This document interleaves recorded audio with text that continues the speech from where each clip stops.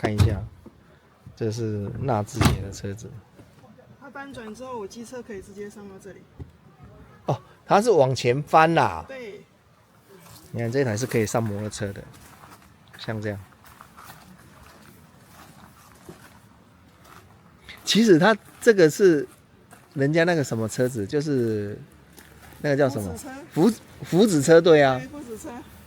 所以我们一般人也是可以买福祉车。可以。但是反而更便宜，对不对？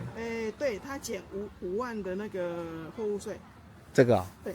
那所以我买这台车，连折价，它特价，在我的旧车旧换新，我买这台不到80。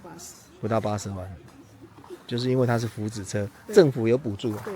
你看，直接上摩托车就好了。对呀，是不是很赞？这个如果你去给人家做这个机构，可能要花不少钱。要10万。对啊，上次有个客人说，也可不可以帮他做？而且他很省力，他又因为他比较低，所以你上去的时候，一般女生上去都可以。然后如果我不上摩托车、电动车、脚踏车都可以。然后他又拿这一台车来车泊。我们到时候看他床怎么铺，好不好？如果说你是属于那种行动不方便的人，你就可以考虑类似这种车，对不对？像这个叫福祉车。可是它这个唯一的一个小缺点就是它的那2个旁边的椅子。这个我想拆掉了。这个啊？对。他说这个椅子拆掉，里面空间就变大了。对。但是它这个可以放下来。小缺点。对啊，所以我现在就一直在想说，我要把它拆掉。把它拆掉。主要是因为它5+2，它所谓的5人座，它也是福祉车。但是它车子的安全性配备跟它的配备不是我要的。那它的5人座，单纯的福祉车5人座，它的安全性没有那么高。那你要它的什么部分？譬如说ADAS，就是全速域的那个。自驾。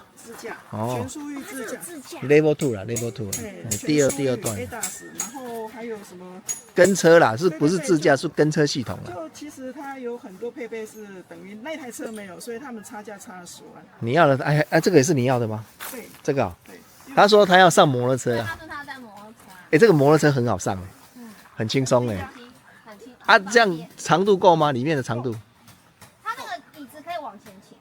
对啊，这个就是。它现在是没有把它那个，它是可以往前立起来的。长度够。对啊，他已经测试过了。他那天来跟我。等到夏天的时候，他还会把冷气放上去，我们到时候再来看。冷气我就想说把它架在这里，刚好在外面。也是可以啊。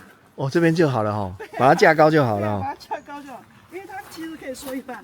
它可以缩一半。它可以缩一半。感觉好轻松，看起来。对啊。它可以这样就好。冷气放这里刚好。那也可以。这是我的想法。这个是它的支撑点，支撑架。支撑架可以架在这边，它有一个沟槽，这边可以直接架在这边。可以。对啊，这样子然后冷气在外面，我不会吵到我。